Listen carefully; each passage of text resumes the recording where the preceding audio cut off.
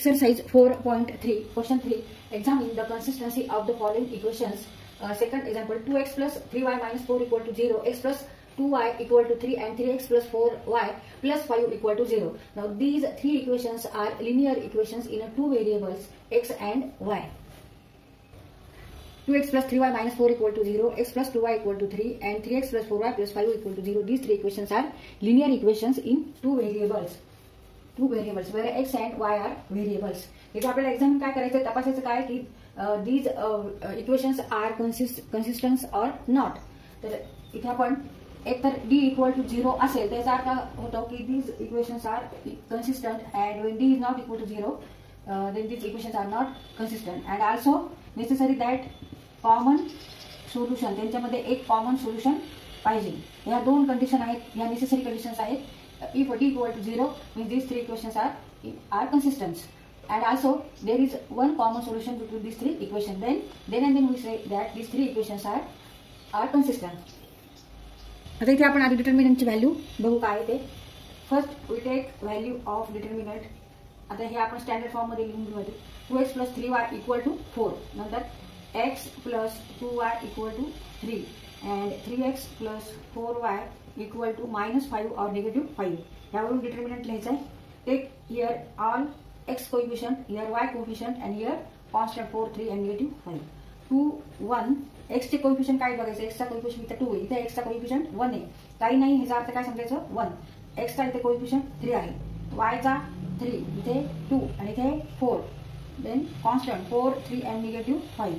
आता इथे expansion formula वापरायचा, एक्सपांड करायचा आणि व्हॅल्यू बघायची. आता 2 डी पहिल्यांदा मल्टिप्लाय करायचंय. 2 into -5. Take remaining elements which are not in first row and first column. These are remaining elements.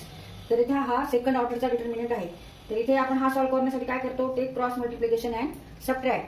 तिरकस गुणाकार घेऊन वजाबाकी करायची. 2 गुणिले ऋण 5, 2 गुणिले ऋण 5 बरोबर ऋण 10. 2 into -5 equal to -10. Minus 4 into 3, 12. The -3 multiply करायचं. Take remaining elements which are not in first row and second column. First row and second column मध्ये नसलेले एलिमेंट्स घ्यायचे, म्हणजे 1, 3, 3, -5. Take cross multiplication and subtract. 1 into -5, -5. -3 into 3, 9. आता plus, एकदा minus घेत असतो आणि एकदा प्लस घेत असतो. दुसऱ्या वेळेस आपण प्लस घेतो. प्लस नी मल्टिप्लाय करायचे, प्लस 4 नी मल्टिप्लाय करायचे. Take remaining elements which are not in first row and third column. Now these are remaining elements. 1 into 4, 4. -3 into 2, 6 equal to 2 in 22, then 14 and plus 4 -2. Now 2 into -22 means -44. Negative become here positive. 3 into 14, 14 गुणिले 3, 42. 14 त्रिक 42. 3 चौक 12 हाताला आहे, 3 1 3 1 4. मग इथे 4 into -2, -8 equal to -10 and which is not equal to 0. म्हणजे डिटर्मिनंटची value 0 आहे का, नाही. डिटर्मिनंटची व्हॅल्यू आहे -10. मग यावरूनच आपण काय लिहू शकतो, आन्सर लिहू शकतो. Hence these equations are not inconsistent. म्हणजे आपल्याला कॉमन सोल्युशन काढायची आता गरज नाही, कारण डिटर्मिनंटची व्हॅल्यूच निगेटिव्ह आलेली आहे. त्याच्यामुळे these equations are not inconsistent. Answer d equal to -10 and which is not equal to 0. Therefore or hence given equations are not consistent. Hence given equation are not consistent. आता इथे जरी आपण common solution काढायचा प्रयत्न केला तर common solution येणारच नाही. तर आता आपण कॉमन सोल्युशन येतं का ते पण चेक करू. आता कॉमन सोल्युशन काढण्यासाठी आपण काय करतो, कोणते दोन इक्वेशन घ्यायचे, एक्स आणि वाय ची किंमत काढायची, एक्स आणि वाय ची व्हॅल्यू काढायची, ती थर्ड इक्वेशन मध्ये ठेवून सॅटिस्फाय होतं का नाही ते बघायचं. आता इथे आपण दोन इक्वेशन्स लिहू. 2x plus 3y equal to 4, x plus 2y equal to 3. आता इथे 2x असल्यामुळे इथे आपण 2x करू आणि नंतर सबट्रॅक्ट करू. मग ह्याला 2 ने इथे मल्टिप्लाय करू आणि ह्याला 1 ने मल्टिप्लाय करू. Equal to 2x plus 3y equal to 4. 2 into x 2x, 2 into 2y 4y आणि 2 into 3 6. सबट्रॅक्ट करायचं. सबट्रॅक्ट का करतोय, कारण इथे x एक व्हेरिएबल डिलीट होणार आहे, कट होणार आहे. मग 2x - 2x कट झाले.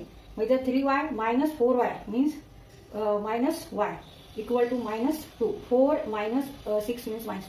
Therefore y equal to 2. y ची व्हॅल्यू 2 आलेली.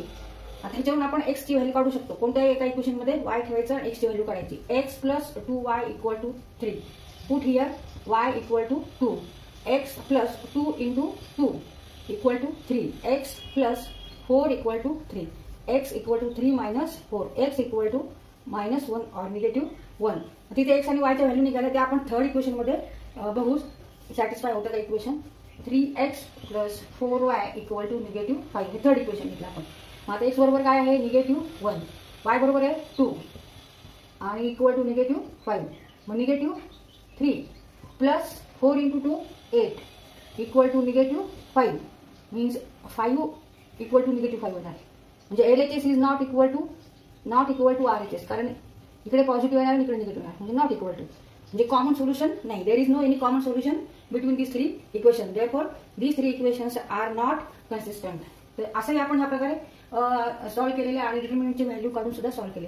तर काही वेळेस काय होतं, डिटर्मिनंटची व्हॅल्यू 0 येते. ते कशामुळे येते, तर काही वेळेस सारखे एलिमेंट्स असतात कॉलममध्ये, दोन्ही कॉलममध्ये आयडेंटिकल सेम एलिमेंट्स असतात किंवा एखाद्या रेशोमध्ये ते एलिमेंट्स असतात. त्यावेळेस डिटर्मिनंटची व्हॅल्यू ही 0 येऊ शकते. येते 0 येते कारण ती प्रॉपर्टी डिटर्मिनंटची, तेव्हा डिटर्मिनंटची व्हॅल्यू 0च येणार. मग त्याच्यावरून आपण नाही ठरवू शकत. मग आपण जर कॉमन सोल्युशन बघायचं आहे का नाही ते, आणि त्याच्यावरून आपण असं ठरवू शकतो.